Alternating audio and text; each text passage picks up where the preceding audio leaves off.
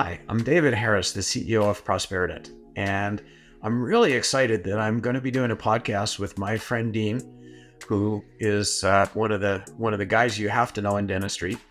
Dean and I are going to have a pretty wide-ranging conversation on embezzlement. We're going to talk about how common it is in dentistry, and I'll let it slip now that it happens a lot.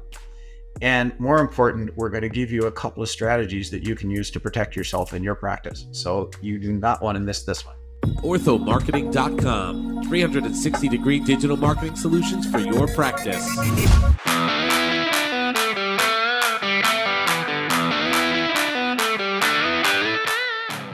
Well, hello everybody out there in podcast land. This is Dean Steinman from Ortho Marketing. And guess what? We are back with another podcast for you. So it is now 2024. January, and hope everybody had a great holiday season. Hopefully you had an okay year last year. Look forward to making 2024 a great year across the board. It was a tough year for a lot of practices, and one of the big issues across the board in practice we found has been financials and embezzlement and security. And I have a very special guest with us today. David Harris has been with us before. David is the president of an awesome company called Prosperident. And David, welcome aboard. How are you? I'm good, Dean. Good to be with you, and great to be starting off the new year with a podcast. Appreciate you coming back up, man. So, just if you can give us a little overview of Prosperident again. Tell us who you are and what you do. Absolutely. Prosperident is a dental-specific forensic accounting company. So we do embezzlement investigations, and we also help dentists put the safeguards in place to protect themselves. And we only work with dentists. So we have about 25 people. We've been in business for 34 years and a bit.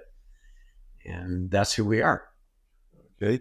So you and I've had this question before, and, so if you can just, eliminate people from, back, if you're a dentist, how do you know that you have this problem? How do you know that because you focus on, you have somebody running your office, you don't look at your books, you don't look at this, you want to make people smile. That's what we're in the smile business in the dental world. So how does somebody even know that they're having a problem that being embezzled or the security issue here? There are really two sets of possible indicators, Dean. First of all, there are financial indicators. And an example of a financial indicator might be you have practice management software in your practice that collects information on how much patients pay and how much has been billed and things like that. So an example of a financial indicator would be that the collections according to your practice management software do not line up with your bank deposits. It could be, however, that they do line up and there's some other problem, but we'll maybe get into that in a few minutes. But, financial indicators, I had somebody who I talked to yesterday, and she said, yeah, last year, my practice revenue increased by over $1 million. Good for her. However, the cash collections went down by about 10,000. So she's kind of wondering what's going on there. The other type of indicator is behavioral. And it's pretty well established that when thieves steal, they act in certain predictable ways.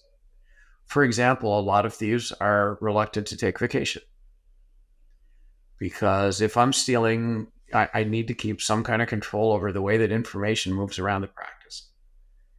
And when I'm gone, I give up on that. And I tell a story sometimes. A big embezzlement that I worked on early in my career was a 2-dentist periodontal practice.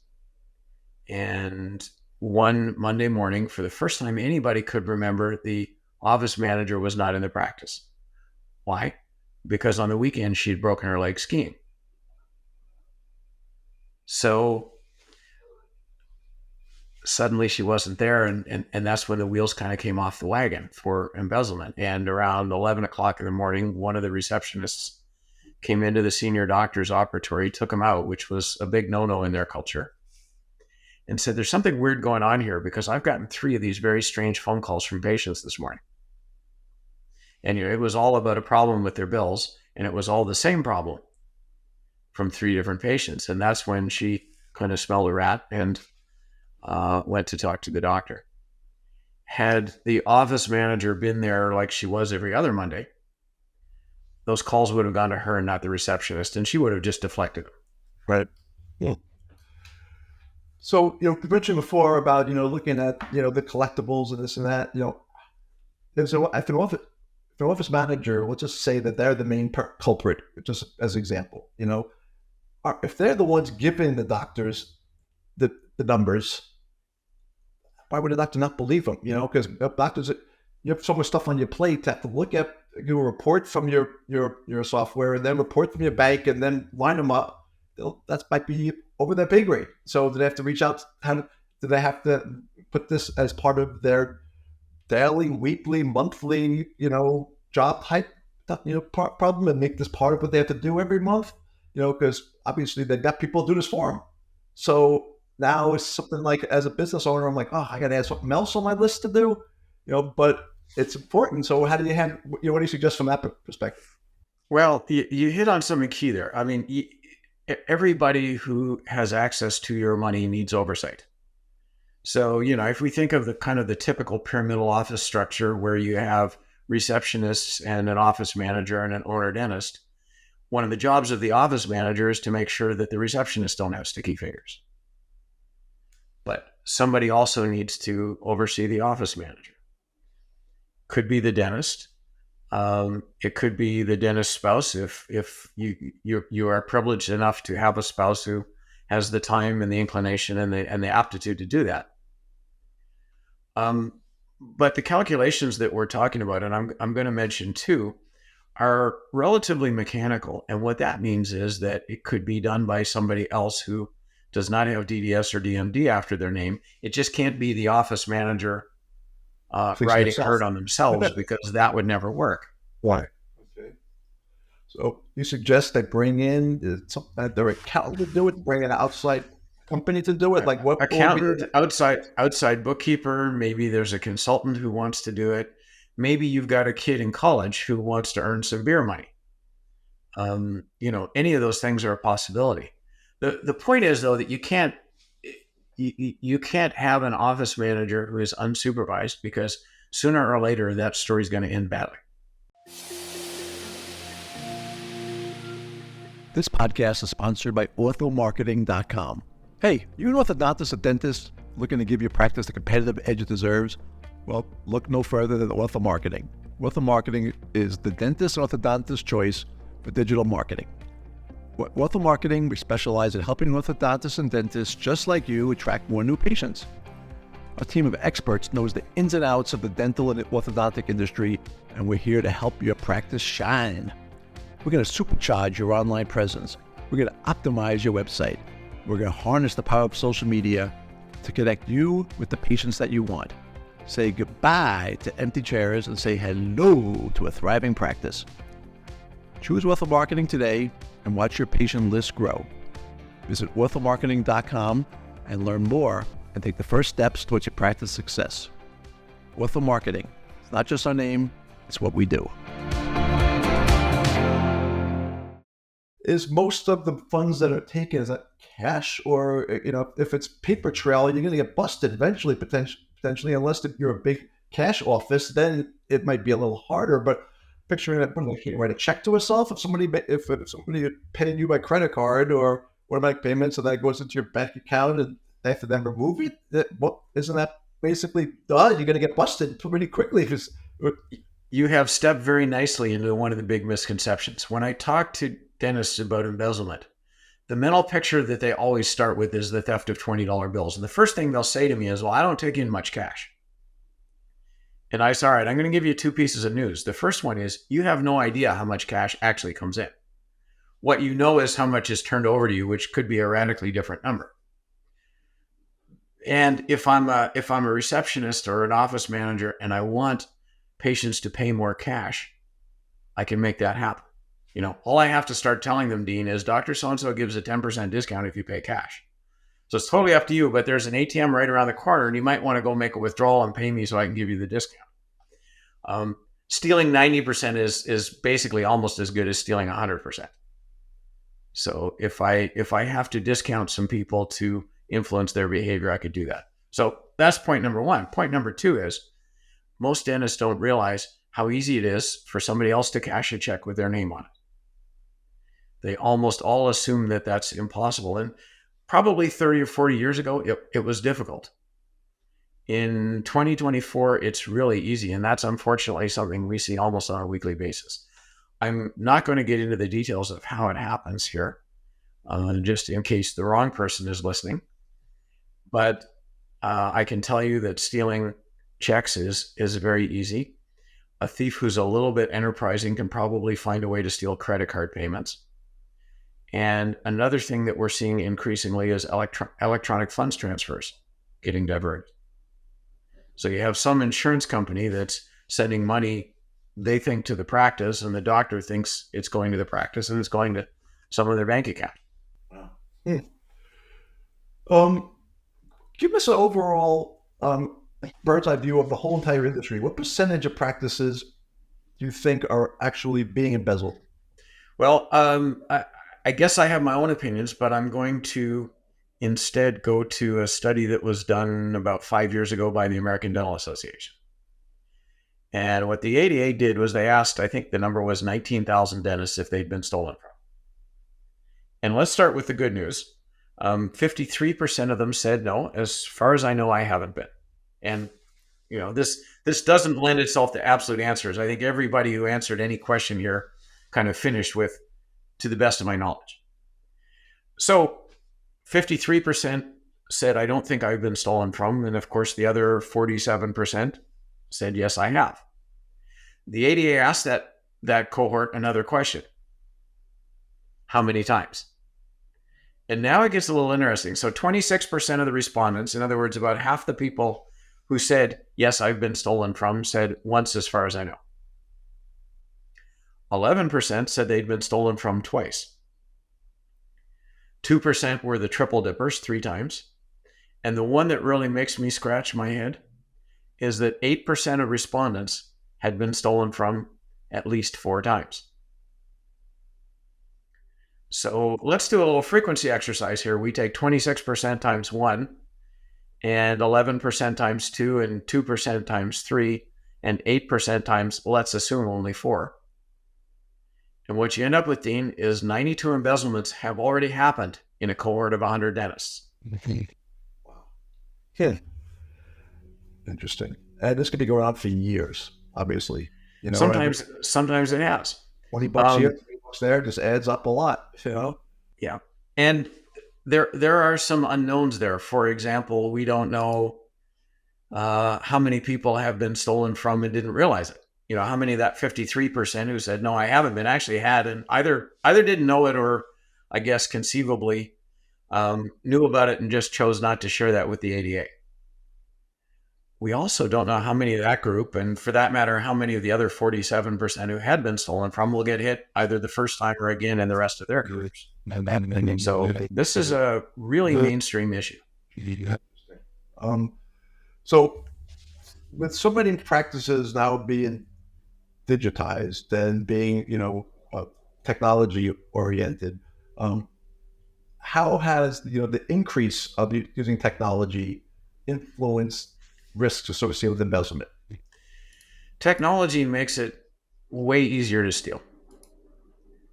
And I started doing this kind of work back in the days before computers. So when dentists used the old pegboard system, that was kind of the manual ancestor of practice management software. And when you were working in a pegboard office, there was what you were seeing as a dentist at the end of the day was raw data. In other words, you saw individual patient appointments, you saw whose handwriting made entries, things like that. And even the least adept dentist in practice management software and pegboard in those days could see what was going on. When practice is computerized, the distance between the dentist and the information got bigger. And now what you were relying on were reports, and reports are essentially an abstraction of transactions instead of seeing the raw information. And also, a lot of dentists decided that knowledge of practice management software was somebody else's job. And they consciously stepped away from it. And what I'll say to the audience is that software is probably more important to your financial well-being than your handpiece is. And yet you all know the handpiece like it's your child. And when it comes to practice management software, so many dentists are just scared they will break something if they touch it. And so the knowledge gap between receptionists and office managers and funds has grown. And that creates an exploitable weakness that plenty of embezzlers are happy to step into. It's funny, when I talk to a lot of practice, I always find out what type of software they're on, and it's still amazing that a huge majority are still computer-based versus cloud-based. Okay, and mind blowing that they're doing that. The computer, that's where ransomware could pop up and problems like this across the board. Which one bit of advice you could give a practice who's listening to this today, just from a technology standpoint, of something they could do to potentially, mitigate the embezzlement opportunities that are out there? The first thing is to accept the fact that practice management software is not going away. If you're a dentist, it's going to be with you for the rest of your career, and you may as well embrace it. I run into a whole lot of dentists who do not know even how to print a report in their software. And the second piece of advice I'll give you is print your own damn reports. As soon as you allow somebody to print your report and hand it to you, that report was printed without you having any control over the parameters used to generate it. And selective reporting is a real thing. Again, I'm not going to map it out here for how people can do it, but we see a whole lot of selective reporting where the doctor thinks they're looking at all the information in the practice management software, and they're not. Right. Yeah. Bring somebody aboard, and, especially if, practices that have office managers there for 10, 15, 20, 30 years. You trust these people. They're your lifeline. And, so with that said, it's a sensitive topic, embezzlement. So how do you approach flight education and communication to create awareness without causing alarm? Or is it if there's smoke, there's fire? I think we need to cause a bit of an alarm here. I mean, this is a mainstream disease that affects dentists. And most of the dentists I've met are great people, and they didn't get into dentistry because they thought it would make them insanely rich. They went into dentistry because they wanted to help people, and they were fortunate to have the manual skills and the intellectual skills to do it through dentistry. But I see way too many dentists who abdicate from the finances of the practice. And they simply leave this in everybody else's hands and hope for the best. And that's exactly the recipe that an embezzler is looking for. And yes, they take advantage. I will quote a former president of the United States, known as the Great Communicator. And he said a very simple statement: trust, then verify. Okay. And that should be the principle that every dentist lives by. Every business owner should do that. You can't get by without trusting and without delegating. Otherwise, you'll never get out of the mud. But at the same time, you trust and delegate, then verify. And the ideal way to do that is to bring in the third party, because they said they don't even know how to turn on their computer, or they don't even know how to print a report. So, ideally, is just to bring in CPA to talk to you first. Like if you were to suggest somebody, here's two things to do today to verify. How would you suggest to do that? There are systems and there are guardrails that can be put in place that will stop a fair number of problems. And we love to work proactively with a practice owner to put those things in place, because that lowers the risk dramatically. The second thing that lowers the risk dramatically is practice owner involvement. And it doesn't have to take a lot of time. I think the time commitment to be effectively overseeing your practice is probably 10 minutes a day in an hour to an hour and a half once a month. That should be the time commitment. If you're a practice owner and you don't want to make that time commitment, then my general suggestion to you is you've made a bad career choice. And it's time to reconsider and, think about affiliating with a DSO or maybe an FQHC, if you're of the right age and physical fitness level, join the military. But with the privileges of practice ownership comes some responsibilities, and this is one of them. They have to realize, more important, are they a dentist or a business owner? Plain and simple. And if they choose one or the other, If you want to be a pure clinical dentist, there are plenty of options available to you, but practice ownership should not be one of them. So now let's put your supervision crystal ball on, and let's look at the future. What do you envision the key challenges, opportunities out there in the dental office protection industry and embezzlement, program that you're positioning yourself to address in the future? Sorry, could you repeat that? That seemed like an awfully complicated question in the way I heard it. Worry. So basically, we're going to look in the future. All right. So what would you see down the road as the biggest challenges and opportunities, okay, that are out there for somebody for embezzlement, and what are you doing to position yourself to address those that potentially is coming down the road? Well, the challenge right now, as we sit here in the first part of 2024, is the way the economy's moved. And, inflation has eroded people's purchasing power over the last couple of years. We're now in a high interest rate environment. And what that means is that you have staff who bought a house when money was cheap. And, the mortgages are just starting to cycle through, and people are renewing it sometimes 4 or 5 percentage points higher than their last mortgage. So the first thing for a dentist in the current climate is to understand that a lot of their staff are probably experiencing money problems. Does that mean automatically that they will steal? Absolutely not. But some percentage of them, who have maxed out their credit cards and they've borrowed all the money they can from family, and they're kind of in their eyes at the end of the line financially, some of those people will steal. So we need to have probably a better understanding than most dentists do about where their staff are in the world. It's interesting, Dean, when I watch what happens at lunch hour in a lot of practices, dentist goes into their private operatory and they close the door and they check the stock market or surf porn or do whatever they do. And the staff all go into the break room and have a conversation. And one of the suggestions I'd make to dentists is, maybe once or twice a week, eat with your staff. If you haven't done this before, they're going to find it kind of creepy at first. And you might have to bribe them with a little bit of food to get them to accept that you're going to be around a bit. But the break room is the place where the hierarchy kind of gets left at the door, and people tend to relate to each other as people. And that's where you'll learn, who's put an offer on a house, but they're not really sure if their financing is going to go through. And, who's got an expensive repair bill on their car that they weren't expecting.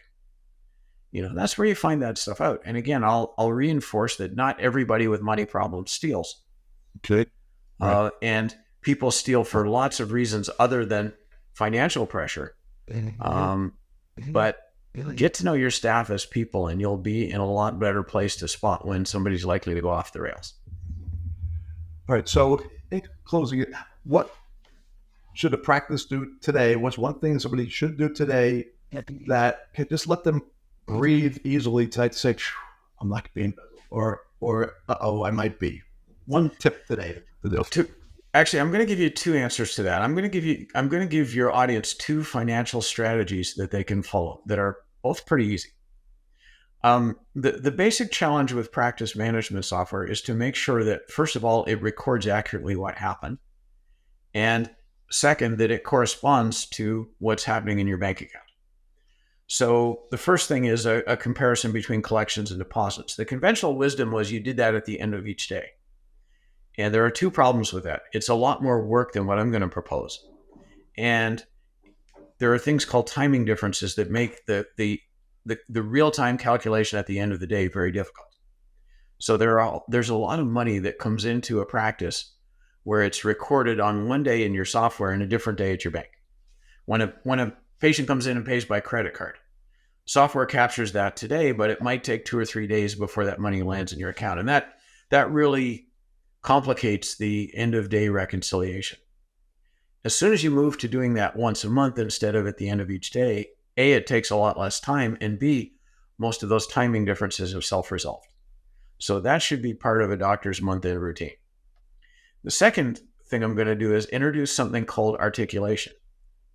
And when your audience hear about articulation, what they're all thinking about is that relationship between the mandible and the maxilla. And in a clinical sense, that's articulation. What I'm using that word very deliberately for what I'm suggesting a dentist do. Let's say your office was open 16 days this month. And in your left hand, you have 16 day-end reports that you printed at the end of each day and you stuck aside. And in your right hand, you have a month-end report that's a summary of the whole month. Would it be fair to say, Dean, that if you total the collections and the adjustments and the payments for the 16 day-end reports, they should exactly equal what the month-end report says? What if they don't? If they don't, what it means is somebody came in after hours and they did stuff they didn't want you to see. Okay. So how hard is it to see that? That's how you catch it. How hard is it to see that? It's easy. I mean, you just add up the 16 reports, and I built a little spreadsheet that makes the math easy. So if anybody in the audience wants that spreadsheet, let me know and I'll send it to you. But when you total up the 16, they should equal exactly what the month end summary says, or there was extracurricular activity. Simple. Yeah, and that's how you find it. What that ensures is that you have seen everything that happened in the practice this month. Yes. Okay, so just another thing to add to your list to do, but this is important. It's quick, and you're exactly right. Prioritize. And I think you're running a business and making sure that it adds up is a priority. or outsource it. I mean, you can't delegate this. You can't ask the office manager to do this calculation, because that's kind of like asking the fox if he'd mind holding the keys to the henhouse for you for an hour while you went to the gym.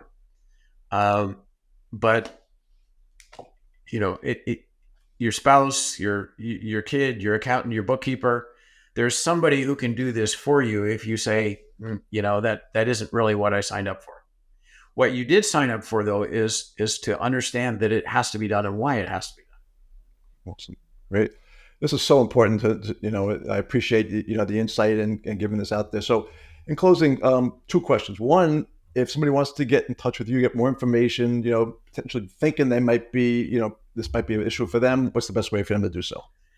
They can call us on our toll-free number, which is 888-398-2327. So 888-398-2327. Or they can go on our website, which is prosperident.com. And there's a contact us form right there. Just fill it in and somebody will get back to you, usually within a couple of hours. Awesome. Great. As you really have to take a look at this, and as David said, delegate it. Use something that, if you don't feel comfortable with numbers or this or that, just outsource it. And you should be able to every month get a basic report. Shouldn't take much time or cost much money to do it, but it's something that's real important to do, especially with how prevalent this is without even realizing it. So, David, thanks so much. And we've got one final, question for you. What are you binge watching now? I always need new shows to watch. So what do you recommend? Yeah. The series I'm watching when I work out, which came on last season, is called Fire Country. And it's a story about prison firefighters in California. Okay. What's it on? Netflix? Regular TV? What's it on? I'm seeing it on I think Amazon TV, but okay. It's a network show. It was on CBS last year, and it should be back live with us in a couple of weeks. Oh, good. All right. So, guys, if anybody's looking for a new show to watch, check it out. David suggested there. So, David, thanks so much again for joining. I appreciate it. Everybody out there, podcast land, thank you so much for listening. Thanks for all of the feedback. And something, just make sure that your numbers add up. And if not, please, reach out to David. These guys are great. They're best in the industry as far as what I know, and I highly recommend them to do so. So, David, thanks so much again for joining. I appreciate it. Everybody in podcast land, thank you so much for listening, and be happy, keep smiling, and make 2024 be your best year ever. Thanks, everybody. Thank you, Dean.